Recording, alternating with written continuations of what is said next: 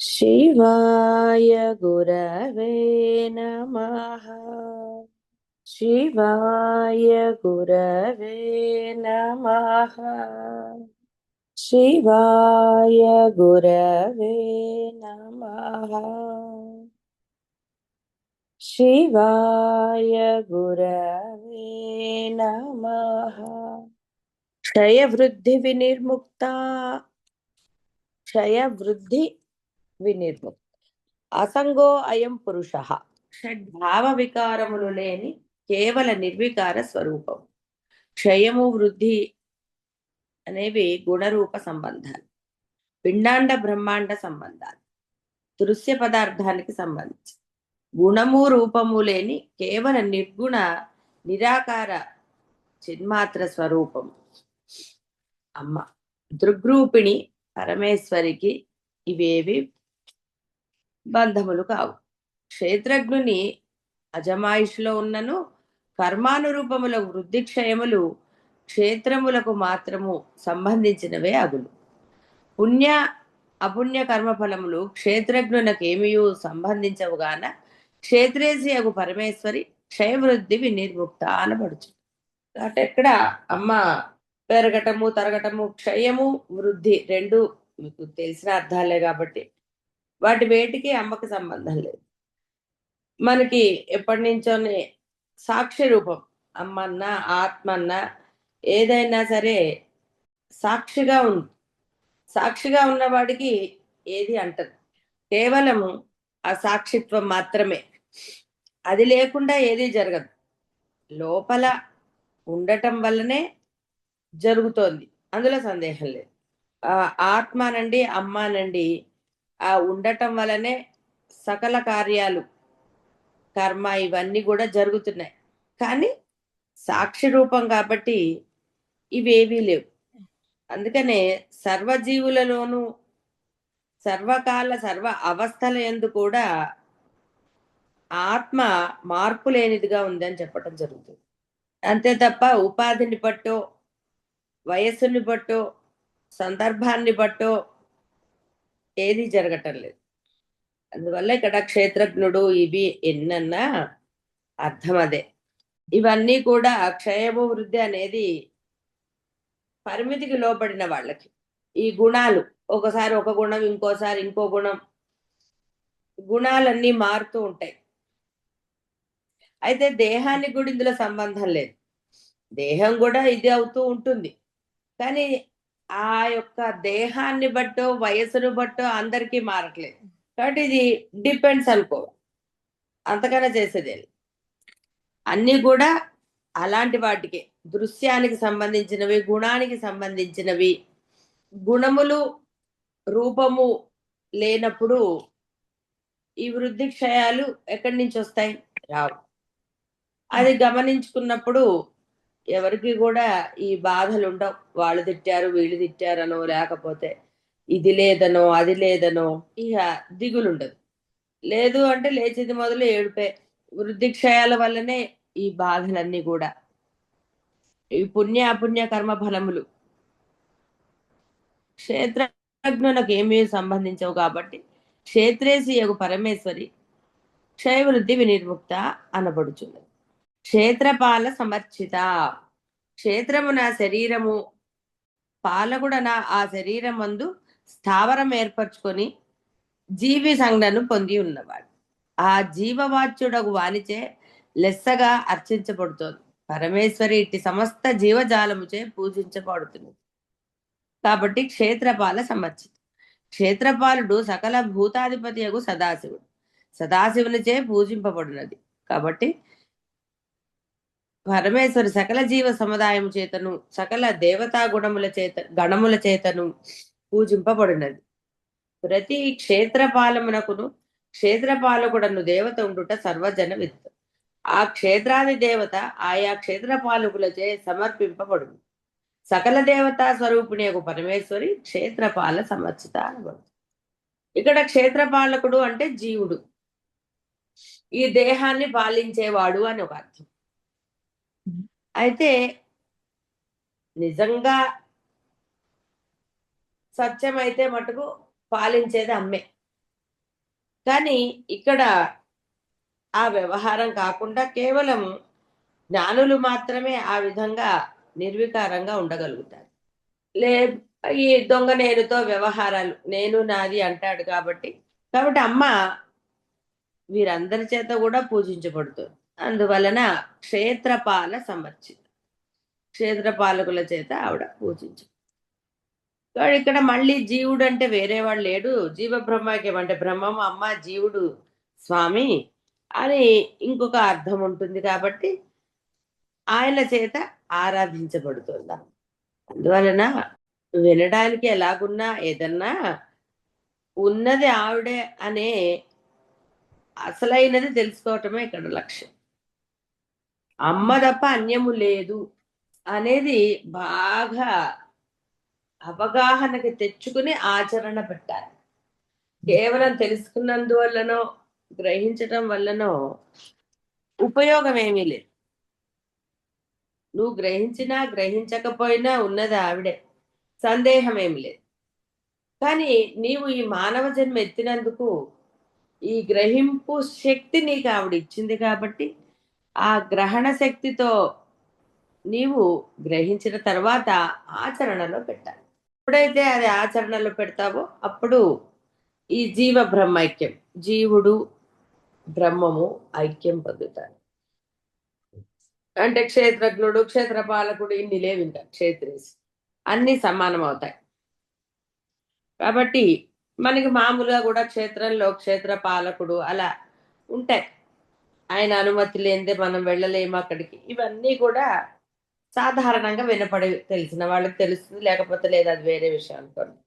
అంటే అలా ఆ విధంగా సకల దేవతల అందరి చేత కూడా ఆవిడే పూజించబడేది. అల్టిమేట్ ఆవిడే కాబట్టి అది మనసులో గనక దృఢంగా ఎవరికైతే ఉంటుందో నిశ్చయంగా వాళ్ళకు ఒక్కొక్క నామం వింటున్నా కొద్దీ ఆ యొక్క పరబ్రహ్మం అనండి, ఆరాధించే దైవం యందు దృఢ విశ్వాసము, దృఢ సంకల్పము ఇలా ఏదైనా సరే జరుగుతుంది. అప్పుడు మాత్రమే వాడి మనసు నిశ్చలం పొంది ఈ యొక్క వీవరింగ్ ఏదైతే బాహ్య ప్రపంచంలో తలనొప్పి ఉందో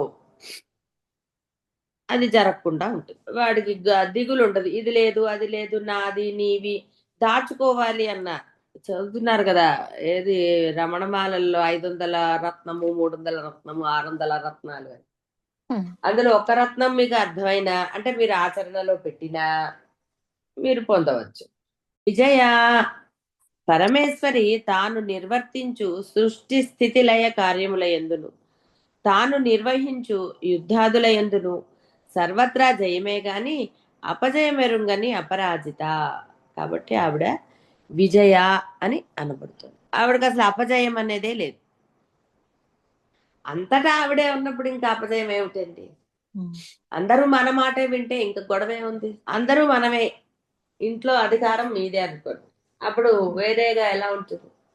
అయినా ఒకనొకచో కొన్నిసార్లు జరగవచ్చేమో, కానీ అమ్మ ఎక్కడా కూడా పక్షపాతం లేకుండా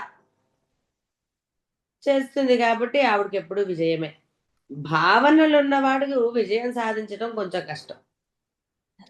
ఏ భావన లేనివాడు విజయం సాధించడానికి అవకాశం ఎక్కువ. సందిగ్ధం ఉందనుకోండి, అయ్యో చెయ్యాలా వద్దా, దాంతో వాడు ఎప్పటికీ ఇదవ్వలేడు. ఏం పర్వాలేదు చేసేద్దాం అని చేసేవాడు వాడి యొక్క కర్మానుసారం విజయం సాధించి తీరుతాడు. అలా కాకుండా ఉన్నప్పుడు ఏదో జరుగుతూ ఉంటుంది. అతి బలోన్మత్తుడకు పద్మనామక రాక్షసుని వధించింది గాన పరమేశ్వరి విజయ నామాన్ని కలిగింది. ఈ రాక్షస వధ అనంతరం శరన్నవరాత్రులు పరమేశ్వరి యొక్క విజయమునకు సూచకముగా విజయ విశేష గుణములు గల దశమి ఈ విజయత్వమునకు, విజయ నామత్వమునకు సర్వకాల తార్కాణం. అంటే ఆ రోజు అతన్ని సంహరించింది కాబట్టి దానికి గుర్తుగా అమ్మకి ఈ యొక్క దసరా నవరాత్రులు చేస్తారు. ఒక గుర్తు అంతే, అమ్మ యొక్క గొప్పతనాన్ని గుర్తించడానికి. ఆవిడ ఎంతో మందిని సంహరిస్తుంది, ఎంతో మందిని రక్షిస్తుంది. ఆవిడకి అసాధ్యమైనదంటూ ఏమీ లేదు అక్కడ. కాకపోతే చెప్తున్నాం కదా, మనకి ఆ అమ్మ మీద అఖండమైన అనురాగము, ప్రేమ, నమ్మకము ఇన్ని కలగాలి. ఎందుకంటే ఇవన్నీ ఏకకాలంలో ఉంటే ఇహ అసలు అదే సర్వస్వ శరణాలు. ఇవన్నీ ఉండవు. సందర్భాన్ని బట్టో ఇహ వీటిని బట్టో మారిపోతూ ఉంటాయి. సింపుల్ గా ఇంగ్లీష్ అంటే మూడుని బట్టి మారిపోతుంటాయి. ఒకప్పుడు అంతా నేనే, ఇహ లేదనుకోండి, ఏమోలేండి అమ్మవారు ఎలా చేస్తే అలా చేస్తుంది, ఆవిడ్ని నమ్మానంటాడు. అంటే అలా వాడి బుద్ధి మారిపోతూనే ఉంటుంది. కాబట్టి అలా బుద్ధి మారకుండా స్థిరముగా ఉండాలి అంటే ఈ అమ్మ యొక్క గొప్పతనాలు, ఆవిడ యొక్క విజయాలు అన్నీ తెలుసుకోవాలి. ఒక మనిషి దగ్గరికి ఒక రికమెండేషన్కే అనుకుందాం కొన్ని, వెళ్ళాలి అన్నప్పుడు నిజంగా వాడికి అంత ఇది ఉందా లేదో తెలుసుకోవాలి ఫస్ట్. వాడికి అంత పరపతి ఉంది, వాడు ఏదైనా చేయగలుగుతాడండి అని ఎంక్వైరీ చేసుకున్నాక వాడి దగ్గరికి వెళ్తారు రికమెండేషన్. ఆయన నాకు ఈ పని చేసి పెట్టారు, లేకపోతే వెళ్తారండి, వెళ్ళరు కదా.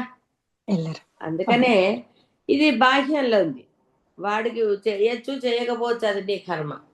కానీ ఈ అమ్మ అనేది అంటే పరబ్రహ్మ స్వరూపము, ఆత్మ ఎంతటి సమర్థత కలిగి ఉన్నదో నీకు తెలియాలి. నువ్వు అంటూనే ఉన్నావు ఆవిడే అంతా అని, నోటితో అంటున్నావు, చేతలకు వచ్చేసరికి మళ్ళీ నేను అంటున్నావు కాబట్టి తలనొప్పిని. చేతల్లో కూడా నువ్వు అదే భావ వ్యక్తీకరణ చేస్తే కేవలం ఉన్నది అంటే మీరు ఆరాధించే దైవమే, చేసేది చేయించేది చెయ్యబడేది నేను నిమిత్త మాత్రుణ్ణి అన్న దృఢ విశ్వాసంతో ఆచరణ నువ్వు పెడితే అక్కడ కర్తృత్వ భావన లేదు, నేను భావన లేదు. నువ్వు ఆ విధంగా ఎప్పుడైతే నీ సర్వకర్మలు ఆచరణ చేస్తావో మనసా వాచాక, అదే సర్వస్వ శరణాగతి, అహం బ్రహ్మాస్మి స్థితి, మోక్షము అన్యాది. అది చెయ్యగలగడానికే ఈ యొక్క దేవతల యొక్క స్తోత్రాలు మనకి ఉపయోగపడి, వాళ్ళ గురించి తెలుసుకోవాలి. ఏదో నోటుకు వచ్చింది కదా అని వాళ్ళు చదివారు, వాళ్ళకి మంచి జరిగింది టండి అందుకని నేను కూడా చదివేస్తున్నాను అంటే దానివల్ల ఉపయోగం లేదు. కాబట్టి విజయ అనేది ఒక కాలం అంటే ఆ సమయాన్ని సూచిస్తోంది. ఆవిడ విజయాన్ని పొందింది ఆ రాక్షసుడిని సంహరించి. అలానే అన్ని సమయాల్లో కూడా విజయ అంటే అదని కాదు. విజయ అంటే ఎక్కడ అపజయము లేనిది అని చెప్పారు కదా, ఆ అపజయము లేనిది అన్నమాట. కాబట్టి ఆ రోజు విజయోత్సవం చేస్తారు. ఆ యొక్క విజయదశమి అనలేదండి అది. సాయంకాలమును కొంచెం అతిక్రమించి నక్షత్రములు వెలుగు చెందుటతో అంటే మధ్యాహ్న కాలం నుంచి ఒక టైం ఇచ్చారు 8 గంటలని. విజయ ఆ కాలాన్ని విజయకాలం అంటారట. ఆ సమయంలో ప్రయాణాదులు ఏదో చెప్తారు అలాగా, దాని గురించి పెద్ద వరి అవ్వకండి. ఇప్పుడు విజయదశమి ఎప్పుడు వస్తుంది అట్లా కూర్చుంటారా, పనులు మానుకుని కూర్చోలేరుగా. అందుకని ప్రతి సమయం కూడా విజయే. అంటే ప్రతి సమయము నీకు విజయాన్ని చేకూర్చేదే ఎప్పుడు, నీకు కర్తృత్వ భావన లేనప్పుడు. నేను అనుకున్నావా ఇక సరే, అది మొదలు మీకు తెలిసింది, అదేం పెద్ద విడిగా చెప్పక్కర్లే, ఎంత అనుభవమో.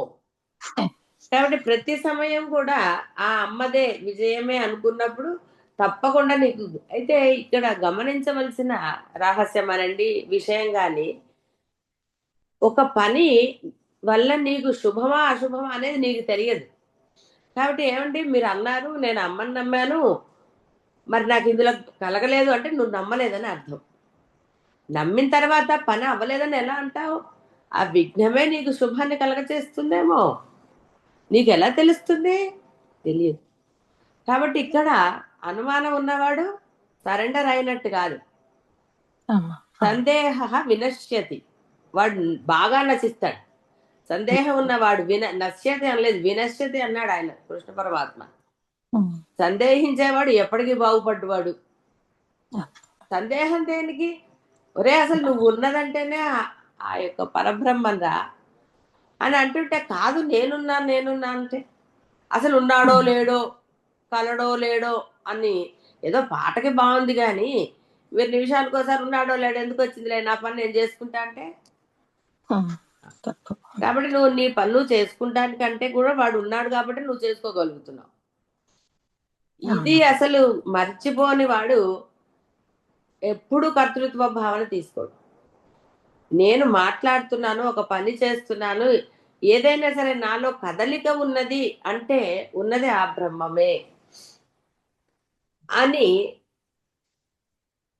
బాగా ఇక అసలు డౌట్ లేకుండా, సందేహం లేసమాత్రం కూడా లేకుండా గ్రహించిన వాడు ఆచరణలో కర్తృత్వాన్ని పెడితే ఇక వాడంత మూర్ఖుడు ఇంకోడు లేడు.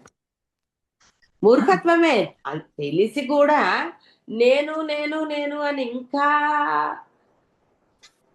ఇహ చెప్పక్కర్లేదు. దేనికి ఆ కర్తృత్వ భావన? ఆ కర్తృత్వ భావనతోటి నానా గోల. ఆవిడేమనలేదు ఆవిడ. ఒరే నేను చేస్తానురా అంటే, కాదు నేనే చేసుకుంటాను అన్నావు కాబట్టి అనుభవించమని. అందుకనే పుణ్య అపుణ్య కర్మ. వాటి యొక్క కర్తృత్వం అంటే కర్త ఉన్నాడు కాబట్టి భోక్త కూడా ఉంటాడు వాడు. కర్త లేనప్పుడు భోక్త ఎక్కడున్నాడు? లేదు. అందుకే జ్ఞాని కర్మ చేసినా చెయ్యనట్టే అన్నారు. జ్ఞాని ఏమి అనుకోడు దీనివల్ల నాకు ఈ లాభము, ఇది చేయకపోతే ఎలాగా, వాడేమనుకుంటాడు, వీడేమనుకుంటాడు. ధర్మం చేస్తాడు అంతే. ఆ సమయానికి అతనికి ఏది స్ఫురణ వచ్చిందో అది చేస్తాడు. కానీ వీళ్ళు ఇక్కడ ఇహ మీ గురించి మీకు చెప్పక్కర్లేదు కదా. మీ మైండ్ సెట్, మీ ఆలోచనలు అద్భుతాలు. మీకు మీకు అన్ని మీరే రాయాలి. ఆలోచన రహితంగా ఉండమంటే ఉంటారా? ఆలోచన చేయటమే కర్తృత్వం. దాన్ని మళ్ళీ పక్కవాడి మీద ఇచ్చేస్తారు. వాడు ఒప్పుకునే వరకు వీడికి తాపం. ఎందుకంటే వీడి అభిప్రాయం వాడు గౌరవించకపోతే తన అభిప్రాయం వేరే వాళ్ళు తెలిసి ఏమన్నా అంటారేమో అని ఇంకో గోల. అందుకని చూడండి, ఇది కొన్నిట్లో భలే ఐక్యత ఉంటుంది కదా. ఎక్కడ లేని ఐక్యత వస్తుంది. అక్కడ వివేక విచారణలు ఎవరు పనిచేయండి. వీడు చేశాడు, వాడు చేశాడు, వాడు చేశాడు. నిన్న ఒక జోక్ చూశాను. ఒకడు ఏం చేశాట, ఒక అడవికి వెళ్ళాట. వెళ్ళి వాడు ఎందుకు కట్టాడో మనకు తెలియదు. వాడు ఏం చేశాట, ఒక చెప్పు చెట్టుకు కట్టి, ఈ చెట్టుకు గనక ఇలా కడితే భార్య మీ చెప్పు చేతల్లో ఉంటుందని రాసి పెట్టేట వాడు. ఇక ఏం జరిగిందో తెలిసిందిగా. అంటే ఇక బుర్ర ఉండదు వీడికి, ఏమోలే అని. చూసారా, జోకే అది.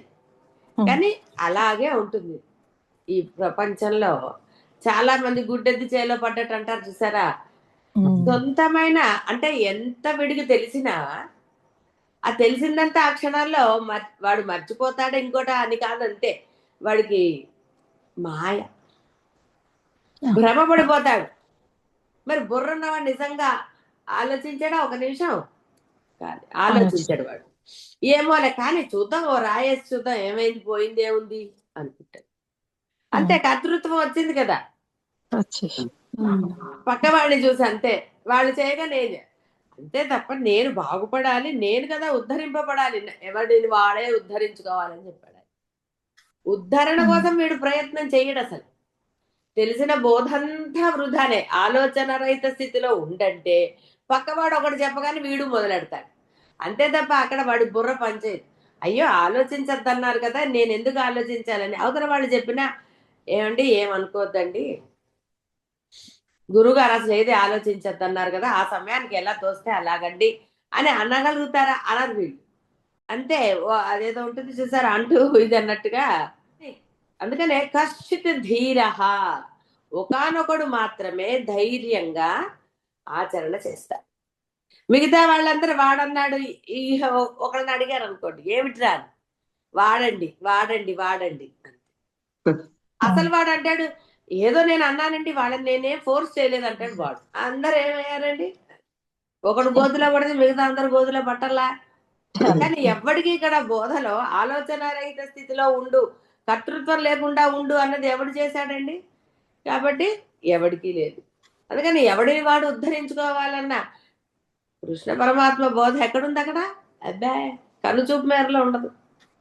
కాబట్టి ఈ ముహూర్తాలు ఇవి అన్నీ కేవలం ఆలోచన రహిత స్థితి, కర్తృత్వం లేని వాడికే. కర్తృత్వం ఉన్నవాడికి అవన్నీ క్షణికాలు, వస్తాయి పోతాయి. చెప్తున్నా ఎన్నోసార్లు, ప్రమోషన్ వచ్చింది ఏం లాభం అండి, ఎంతసేపు ఉందండి, ఆహా నాకే వచ్చింది అన్నది ఇక మొదలైంది. భక్తజన హృదయములందు కలుగుచుండు సద్విషయ దుర్విషయములను దేవాసుర సంఘర్షణముల దేవభావములకే విజయము చేకూరుస్తుంది. కాబట్టి భక్తజనులందరి అసుర శక్తులను అంతమొందించినది పరమేశ్వరి. అందుకని కానీ నువ్వు ఆలోచన రహిత స్థితిలో ఉండాలి. అందుకే నామస్మరణ ఎందుకు చెప్పబడింది? నీలోని అసుర గుణం, ఆలోచన కూడా అసుర గుణమే. చెయ్యనా వద్దా, వెళ్ళనా వద్దా, వీడు ఊరుకోడు, చెయ్యనా వద్దా అది అని పక్కవాడు చేస్తాడు. ఎందుకంటే తాను ఒక్కడు చెడిపోతే ఎట్లా? వేరే వాళ్ళకి ఫోన్ చేస్తాడు, నువ్వేం చేస్తున్నావు అంటాడు. ఒకవేళ వాళ్ళది నచ్చలేదు అనుకోండి, వీడు తన ఆలోచన వాడిని అక్కడ ఇంపోజ్ చేస్తాడు. అట్లా కాదు ఇట్లా కాదు అంటాడు. వాడి బుర్ర పనిచేయదు. ఇక అంతే. అక్కడ పాపం విజయ ఏది లేదు, నేను ఇక అంతా నేనే. ఇక వీడు మళ్ళీ ఇంకోళ్ళకి చేస్తారు, ఇగో వాళ్ళు చెప్పారు బానే ఉంది కదా, ఈ ఆలోచన ఎలా చేద్దామా అని అయిపోయింది. ఎవరికి ఇక్కడ ఏం చెప్పాలి తెలుసు కదా, ఇంకా నేను చెప్పను దాని గురించి. ఇంకేముంది, అందరూ గోతిలోనే ఉన్నారు. ఏది ఆలోచన రహిత స్థితి. వివేకం ఎక్కడ పనిచేసింది? ఎక్కడా పనిచేయదు. ఎవడి వివేకము పనిచేయదు. అందుకని మీరు ఆరాధించే దైవం పట్ల కానివ్వండి, గురువుల పట్ల కానీ, మీరు ఇంకొకరి ఆలోచనను మీరు అంటే అది మంచా చెడా అన్న వివేకం లేకుండా మీరు పెడితే మళ్ళీ సమర్థింపే వస్తుంది. నేను ఇలా అనుకున్నానండి కానీ వాళ్ళు చెప్పేసరికంట, అప్పుడు నీ బుద్ధి ఏమైంది అంటే ఇంకా మాటలేమున్నాయండి, అదే సమర్థింపులకు వెళ్ళిపోతారు. అది కొంత వివేకం, ఆ ధైర్యం ఉండాలి, చెప్పే ధైర్యం కూడా ఉండాలి. దేనికంటే ఎవరికి ఎందుకు భయపడాలి అసలు? ఏమో రండి మాకు భయం వేసిందంట అంటే అక్కడ గురువు లేడు, దైవము లేడు. నువ్వు వాళ్ళకి భయపడతావా, వీడికి భయపడతావా? ఈ చిన్న విచక్షణ ఉండదు, ఈ చిన్న వివేక విచక్షణాలు ఉండవు. నువ్వు భయపడవలసింది ఎవరికి? ఆ ఆలోచన కానీ ఆ యొక్క స్ఫురణ నీకుంటే, నేను వీడికి భయపడటం ఏమిటి, నా దైవానికి నా గురువుకి భయపడాలి నేను అన్న చిన్న స్ఫురణ కనుక వీడికి ఉంటే పక్కవాడు ఇది చెయ్యడు. పక్కవాడు ఏది చెప్పినా కొంత వివేక విచక్షణాలతో కాస్త యోచన చేసి, అంటే అది ఇంప్లిమెంట్ చేయాలా వద్దా అనేదాన్ని, అది కూడదు, అది ఇష్టం ఉండదు గురువుకో లేకపోతే దైవానికో అనుకున్నవాడు ఇంప్లిమెంట్ చేస్తాడండి, చెయ్యడు. కానీ ఇక్కడ వీడు వివేక విచక్షణాలు ఉండవు, గురువుకి ఇష్టమా లేదా అవన్నీ ఆలోచించరు, వాడు పెట్టేస్తాడు. అప్పుడు విజయం ఎలా లభిస్తుందండి? లభించదు. అప్పచ్చులు పడితే మరి విజయం అవుతుందా? అదే కాబట్టి విజయ భక్త జన హృదయములందు కలుగుచుండు సద్విషయ దుర్విషయములు. చూసారా, ఏం మనం విషయాలకి అతి అంటే వేరేగా వెళ్ళట్లేదు. సద్విషయములు, మంచి చెడు, ఇష్టము అయిష్టమే కదండి ఇవి. చెయ్యవచ్చా చేయకూడదా? ఎవరికి ఎవరు భయపడక్కర్లేదు. మీ ఈగోలే మిమ్మల్ని అహం బ్రహ్మాస్మి స్థితిలో ఎప్పటికీ ఉంచట్లేదు. కేవలం ఇదే, ఈ విషయమే. గురువు చెప్పింది తూచా తప్పకుండా పాటించేవాడికి ఎప్పుడు విజయం ఉంటుంది. అలా పాటించడు, అది వచ్చిన బాధ. దైవము ధర్మస్వరూపం అన్న విషయాన్ని మర్చిపోయి ఆచరణలో ఈ అధర్మ ఆచరణ చేయటం వల్ల కూడా మీరు ఆ దైవానికి సర్వస్వ శరణాగతి పొందటం. దైవము ధర్మము వేరు వేరు కాదు, అవి రెండు ఒకటే. నువ్వు ఆరాధించే దైవము ధర్మము. కాబట్టి నీ యొక్క ప్రతిదీ ఆలోచన కాదు, ఏదైనా సరే నువ్వు ధర్మంగా ఉంటే ఆ దైవం నువ్వే అవుతావు. అది కూడా గురువే. కాబట్టి గురువు చెప్పింది చేయమన్నారు, కానీ మనం అవి చెయ్యం. దానికి మళ్ళీ ఎన్ని సమర్థింపులు, నానా గోలలు, నానా ఇది. ఎందుకంటే గురువు కనపడుతున్నాడు ఎదురుకుంటే ఎన్నైనా మాట్లాడు. అందుకే దైవం కనపడదు, లేకపోతే దైవాన్ని ఇచ్చేసేస్తారు. ఎన్నోసార్లు చెప్పుకున్నా. గురువు కనపడతారు కాబట్టి గురువుని వాళ్ళకు అనుకూలంగా మార్చుకోవడానికి ప్రయత్నం చేస్తారు. వాళ్ళు అన్నదానికి గురువు ఒప్పుకునేటట్టుగా తీవ్ర ప్రయత్నం. గురువు దగ్గర అసలు నోరెత్తకూడదు. గురువుకి మళ్ళీ పాఠం చెప్తారు, చేయించేసేయాలా, అది చేసేయాలా, ఇది చేసేయాలండి. ఏమిటి చేయించేది? చేయించేవాడు అయితే చెప్పడం ఎందుకు? దానికి ఎన్ని చెప్తారో. ఒక తప్పు జరిగినప్పుడు సమర్థింపుల జోలికి వెళ్ళొద్దండి. ఇది జరిగింది అంటే ఎందుకు ఒప్పుకోరు. ఎన్ని సమర్థింపులు ఉంటాయి, ఎంత జాగ్రత్తగానూ ఉన్నామని. నిజంగా జాగ్రత్తగా ఉంటే జరుగుతుందా? జరిగిందండి అని ఒక్క మాట ఒప్పుకుంటే ఎంత ఇదిగా ఉంటుంది. అది నీ సరెండర్నెస్ కానీ ఇంకోటి కానీ. కర్తృత్వం లేకుండా ఉండటం అది. నువ్వు సమర్థించావంటే నువ్వు కర్తృత్వం అంతే. ఇక యూ షుడ్ అనుభవించవలసిందే.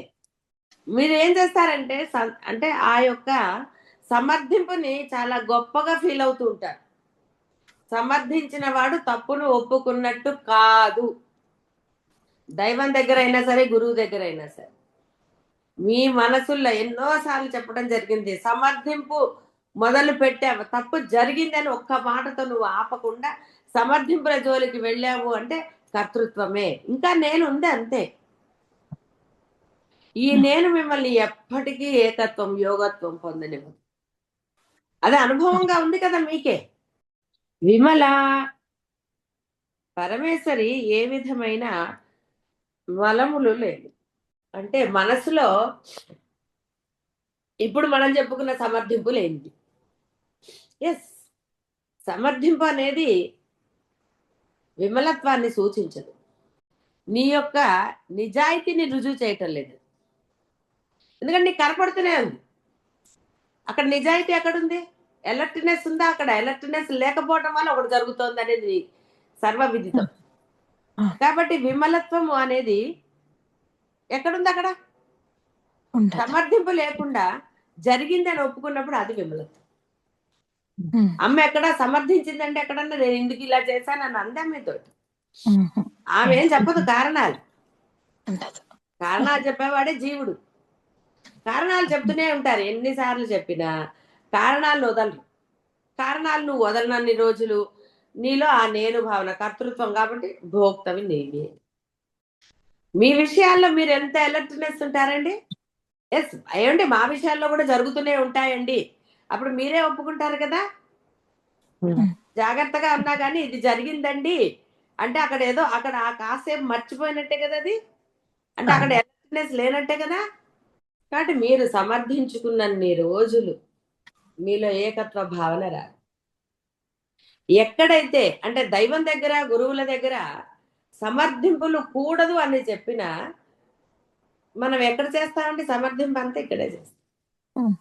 ధీరత్వం ఏది?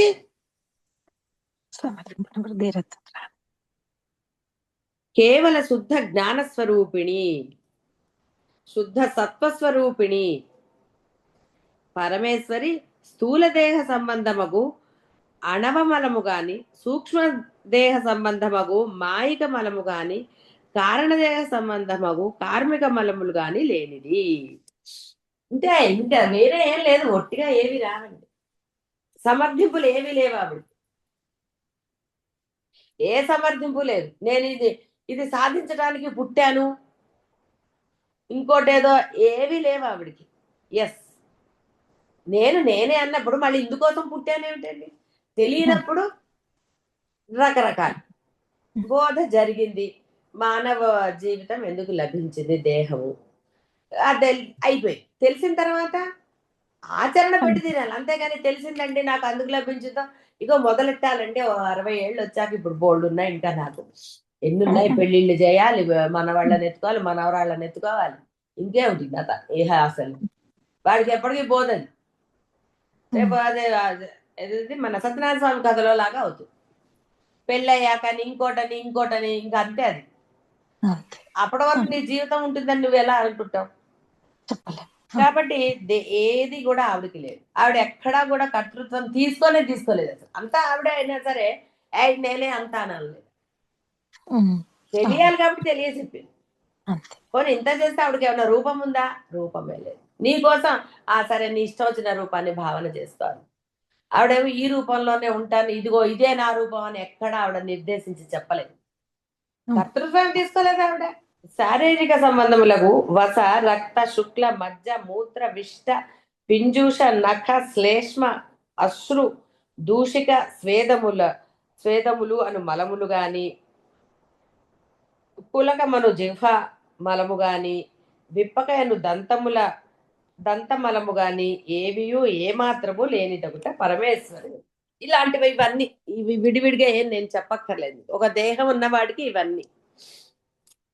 కాబట్టి ఆవిడకి దేహమే లేదు, కర్తృత్వం లేదు కాబట్టి దేహం లేదు, నేను లేదు కాబట్టి ఇది లేదు.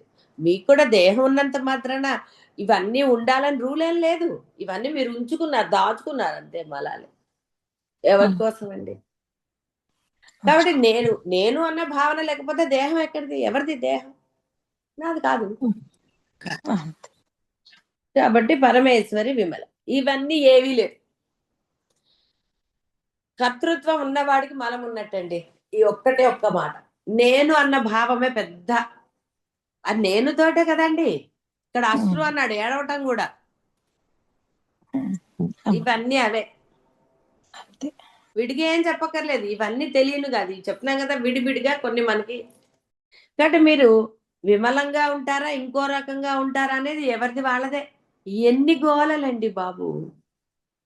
వద్దు అన్నా కొద్ది పట్టుకునే ఉంటున్నారు తప్ప వాటిని వదలట్లేదు. మళ్ళీ దానికి మసిపూసి మారేడు కాయలాగా చాలా గొప్పగా ఫీల్ అయిపోతూ ఉంటారు. మరి అన్ని అలాగే పట్టుకుని ఉంటే మీరు ఎప్పటికి తరిస్తారు? విమలత్వం ఎప్పటికి పొందుతారు? ప్రతి మంత్రమును జనన జీవన తాడన బోధన అభిషేకన విమలీకరణ ఆప్యాయన తర్పణ దీపన గోపనములు దశ సంస్కారములు చేసిన గాని విమలము కావుట. అంటే ఇప్పుడు మనం ప్రతిష్టలు చేస్తాం, ఒక రాయి దానికి అందరు అన్ని ముట్టుకొని ఉంటారు అలా. కాబట్టి వాటన్నిటికీ కొన్ని చేస్తారు. చేసినప్పుడు అది శుద్ధమై మనం అక్కడ ప్రతిష్ఠ చేస్తే అది మనకి అర్చన యోగ్యం అవుతుంది. మరి ఇవన్నీ మీరు చేసుకోగలరా మీకు మీరు? దీంట్లో ఏమీ లేదు వేరే చేసుకోవడానికి, ఇన్ని చేయడానికి. అక్కడ మీకు అభిషేకాలు అవన్నీ ఏమీ లేవు, అక్కర్లా. మీ మనసుని శుద్ధంగా ఉంచుకుంటే చాలు. అందుకని నామస్మరణ నామస్మరణ నామస్మరణ చేస్తారు, మళ్ళీ ఆలోచన చేస్తారు. ఆలోచన స్థానంలో నామస్మరణ ఎందుకు చేయటం లేదు? ఎంతసేపు ఇదే బాధ బాధ. అవతల వాడు అన్నాడు నాకేదో జరగట్లేదు, నాకేదో లేదు. ఎంతసేపు ఇదే ఏడుపు. వాడుకుంది, నాకు లేదు. అయ్యో నాకు ఇవ్వట్లేదో రెస్పెక్ట్. మీ దైవానికి మీరు ఇవ్వండి ఫస్ట్, గురువుకి మీరు ఇవ్వండి. మీకు గురువులకి ఇస్తే అనుధావంతి శతసహ అని చెప్పలేదు. కాబట్టి పరమేశ్వరి అట్టి ఏవి అవసరము లేని. కాబట్టి అమ్మ విమలా, ఆవిడకి ఏమీ అక్కర్లేదు, ఆవిడ ఏం చేసుకోక్కర్లేదు. ఆవిడకి అసలు కర్తృత్వం లేదు కదా పాపం. చూడండి అంతటా ఉన్నా ఆవిడ ఎక్కడ నేను అంటలేదు. ఆవిడ నువ్వు ఎన్ని చేసినా కూడా నిన్ను మాట్లాడకుండా చూస్తోంది తప్ప ఏమీ చేయటం. కానీ నువ్వు నీ శ్వాస నువ్వు పీల్చుకోలేవు, అయినా సరే అయి నేను అంటున్నావు. అది వచ్చిన బాధ. కాబట్టి అందరూ ఆ విమలత్వాన్ని ఏర్పరచుకోండి. ఇదేం పెద్ద కష్టమైంది కాదు. సుమ్మయిరు అంతే. రమణ మహర్షి చెప్పిన సుమ్మయిరు, నోరు మూసుకుని ఉండండి. ఆలోచన వద్దు, ఏమిది వద్దు. కొన్ని పనులు కలిసే చేయాలి. కలిసి చేయాలి అన్నప్పుడు ఆ బుర్ర ఉన్న వాళ్ళు ఎవరైనా సరే, అంటే ఆ స్ఫురణ శక్తి ఉన్న వాళ్ళు ధైర్యంగా చెప్పగలగాలి. ఇక్కడ ఏం చేస్తారంటే అక్కర్లేని చోట ఎందుకులే అన్ని ఊరుకున్నామండి, నేను భావన ఉండకూడదు కదా అని అంటారు. అదే మీ సెల్ఫ్ విషయంలోకి వస్తే ఉంటారండి కర్తృత్వం లేకుండా? ఉండలేరు. కాబట్టి ఉన్నతమైన, అంటే మీరు ఆరాధించే దైవం పట్ల, గురువుల పట్ల ఉదాసీన భావం తగదు. ఆ ఉదాసీనత మిమ్మల్ని జన్మ పరంపరలోకి నెట్టుతుంది తప్ప మిమ్మల్ని ఉన్నతులుగా తీర్చిదిద్ది. కాబట్టి అందరూ కూడా ప్రయత్నపూర్వకంగా కాదు, విమలత్వంగా ఉండి తీరండి. ఆప్షన్ పెట్టుకోవద్దు, ఆప్షన్ పెట్టుకోకండి. సమర్థింపులు చెప్పనుగాక చెప్పను అన్న దృఢ నిశ్చయం కలిగి ఉండండి. అది ఏదైనా సరే, ప్రాణం పోయే స్థితిలో అయినా సరే సమర్థింపులు లేకుండా ఉంటానానండి. ఆ నిశ్చయం మీలో కలగాలి. అప్పుడు విమలత్వము ఆటోమేటిక్గా. శుభం భూయాత్.